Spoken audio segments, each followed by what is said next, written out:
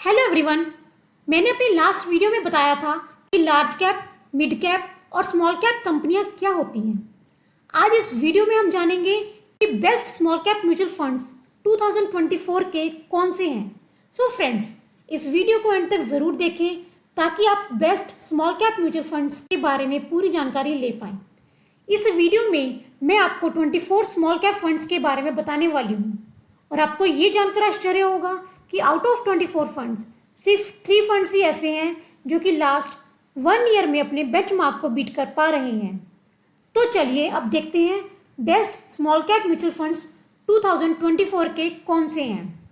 Small cap funds होते क्या हैं और किस तरह के इन्वेस्टर्स को यहाँ पे इन्वेस्ट करना चाहिए, ये सब मैंने अपनी लास्ट वीडियो में एक्सप्लेन किया था, जिसका लिंक मैंने डिस्क्रिप्शन में दे रखा है।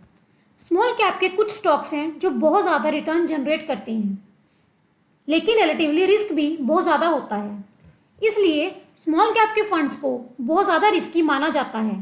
तो वैसे इन्वेस्टर्स जो बहुत सारा रिस्क ले सकते हैं, साथ ही में इन्वेस्टमेंट होराइजन 10 साल या उससे ज़्यादा हो, उसी तरह के इन्वेस्टर्स को स्मॉल कैप के फंड्स में अपना इन्वेस्टमेंट करना चाहिए।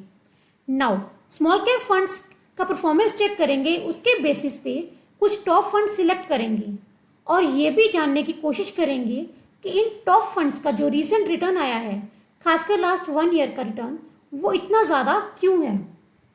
यहाँ पर आप स्मॉल कैप फंड्स का AUM asset under management last 1 year, last 3 year और लास्ट 5 ईयर और लास्ट 10 ईयर का डायरेक्ट प्लान का CAGR रिटर्न और साथ ही बेंचमार्क का रिटर्न भी चेक कर सकते हैं।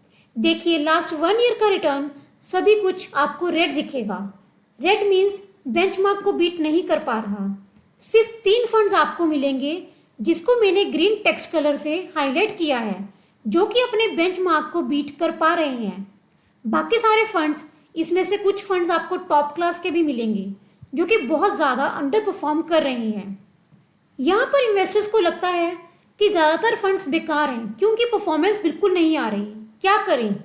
देखिए, अगर 3-4 फंड्स अंडर परफॉर्म करते हैं, बाकी सारे अच्छा परफॉर्म करते हैं, तब तो कंसर्न होता है, लेकिन यहाँ पर तो सारे फंड्स ही अंडर परफॉर्म कर रहे हैं, इसलिए मेजर कंसर्न नहीं होना चाहिए। अंडर परफॉर्मेंस आ रहा है इनके इन्वेस्टमेंट स्टाइल की वजह से। इस वीडियो में हम जानेंगे कि 1, 2, 3 फंड्स जो ग्रीन में हैं, जिनका परफॉर्मेंस अच्छा आ रहा है, क्यों अच्छा आ रहा है, और साथ ही एक टॉप फंड का परफॉर्मेंस भी चेक करेंगे कि इतना ज़्यादा अंडर परफॉर्मेंस इस स्टॉक का क्यों आ रहा है। यहाँ पर लास्ट 1 ईयर के बेसिस पर बंधन बैंक का परफॉर्मेंस सबसे अच्छा आया है।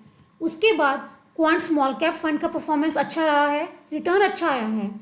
उसके बाद महिंद्रा मनोलाइफ स्मॉल कैप, लेकिन महिंद्रा मनोलाइफ स्मॉल कैप नया फंड है, अभी 3 ईयर्स भी कंप्लीट नहीं किए हैं। और अगर आप अंडर परफॉर्मेंस फंड देखें तो बहुत ज़्यादा स्टॉक्स अंडर परफॉर्म कर रहे हैं, लेकिन सबसे ज़्यादा अंडर परफॉर्म कर रहा है PGIM India small cap fund. सिर्फ 35.51% का रिटर्न आया है लास्ट 1 ईयर में। उसके बाद SBI स्मॉल कैप फंड। यहाँ पर अगर टॉप फंड को देखें तो एक्सिस स्मॉल कैप फंड का परफॉर्मेंस देखिए डाउन हो चुका है।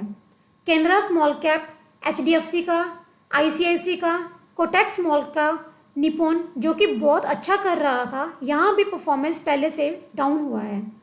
ये नाम जो मैंने लिए हैं टॉप फंड्स हैं, ऑफ कोर्स अंडर परफॉर्मेंस हैं, उनके इन्वेस्टमेंट स्टाइल की वजह से आ रहे हैं। कुछ समय के बाद टर्म मार्केट साइकिल चेंज करेगा, उनका परफॉर्मेंस वापस आएगा। यहाँ पर मैंने 3 फंड्स को सिलेक्ट किया है करंट परफॉर्मेंस वाइज। बंधन bank small cap, quant small cap fund, SBI small cap fund. बंधन और क्वांट का परफॉर्मेंस बहुत अच्छा रहा है, बट SBI का बिल्कुल अच्छा नहीं रहा। यहाँ हम जानने की कोशिश करेंगे कि बंधन और क्वांट ने ऐसा क्या किया है कि इनका रिटर्न इतना ज़्यादा अच्छा आया है। SBI स्मॉल कैप ने ऐसा क्या किया है कि इसका रिटर्न इतना कम आ रहा है। यहाँ आप इनकी बेसिक डिटेल चेक कर सकते हैं और इन्वेस्टमेंट स्टाइल भी चेक कर सकते हैं। तो ये देखिए AUM, बंधन तो अभी भी छोटा AUM है, जबकि क्वांट का AUM भी बड़ा हो गया है। ऑफ कोर्स SBI का तो बड़ा AUM है ही।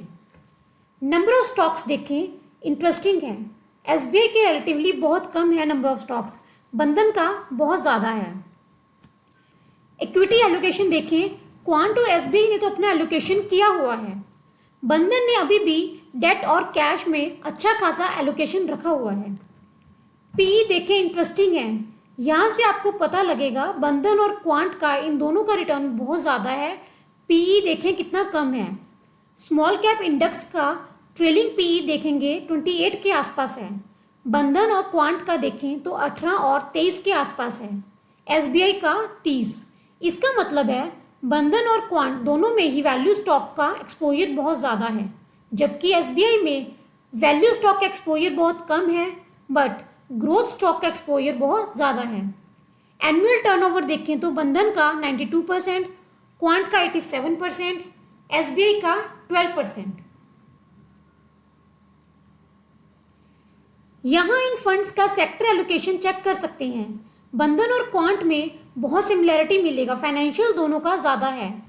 क्वांट में एनर्जी का भी अच्छा खासा है क्योंकि रिलायंस के कारण एनर्जी इनका अच्छा खासा होता है। हेल्थ और मेटल में देखें दोनों का अच्छा है, जबकि एसबीआई का देखें सेक्टर एलोकेशन बहुत अलग है। सर्विसेज देखें बहुत बड़ा एलोकेशन है, फाइनेंशियल में रिलेटिवली कम लिया गया है।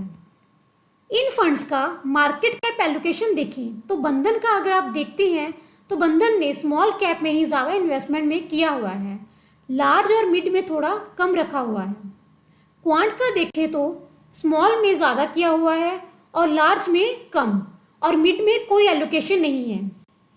एसबीआई का देखें तो एसबीआई ने बहुत ज़्यादा एलोकेशन स्मॉल कैप में ही किया है, मिड कैप में थोड़ा है, लार्ज कैप में बिल्कुल भी नहीं है।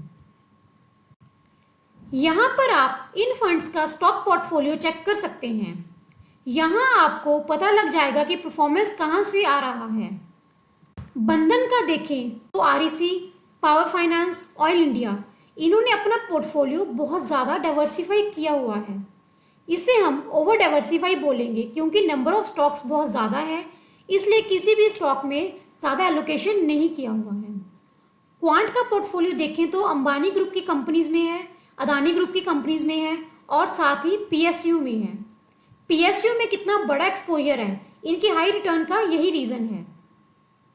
एसबीआई का देखें तो कहीं भी पीएसयू नहीं दिख रहा, बिल्कुल अलग पोर्टफोलियो है और ज़्यादातर हाई ग्रोथ कंपनीज हैं, काफ़ी अच्छी क्वालिटी के स्टॉक्स हैं बट वेरी हाई पीई वाले स्टॉक्स हैं, इसलिए अंडर परफॉर्मेंस आया है। अगर आपने अच्छे क्वालिटी के अच्छे ट्रैक रिकॉर्ड वाले स्मॉल कैप फंड्स में इन्वेस्ट किया हुआ है, उसका अगर बहुत ज़्यादा अंडर परफॉर्म भी है रिसेंट टाइम में, तो मेजर कंसर्न नहीं होना चाहिए क्योंकि यहाँ तो ज़्यादातर फंड्स ही अंडर परफॉर्म कर रही हैं। इसका सबसे बड़ा रीज़न ये है कि वहाँ पर ग्रोथ स्टॉक्स में इन्वेस्टमेंट ज़्यादा की हुई है, वैल्यू स्टॉक्स में या तो नहीं किया गया या कम एक्सपोजर है, और साथ में स्टॉक सिलेक्शन का भी प्रॉब्लम रहा है। एज ए इन्वेस्टर हमें हमेशा ध्यान रखना चाहिए कि मार्केट में कभी ग्रोथ स्टॉक्स अच्छा परफॉर्म करेगा, कभी वैल्यू स्टॉक अच्छा परफॉर्म करेगा। फिलहाल वैल्यू स्टॉक्स का समय चल रहा है, जब इंटरेस्ट रेट कट स्टार्ट होगा उस समय आप देखेंगे कि ग्रोथ स्टॉक्स का भी परफॉर्मेंस वापस आएगा, बट जल्दी आप देखेंगे कि ग्रोथ स्टॉक भी अच्छा परफॉर्म कर रहे हैं। अगेन मैं रिपीट करना चाहूँगी कि अगर अच्छे क्वालिटी फंड्स में आपने इन्वेस्ट किया हुआ है तो यहाँ पे कंसर्न नहीं होना चाहिए।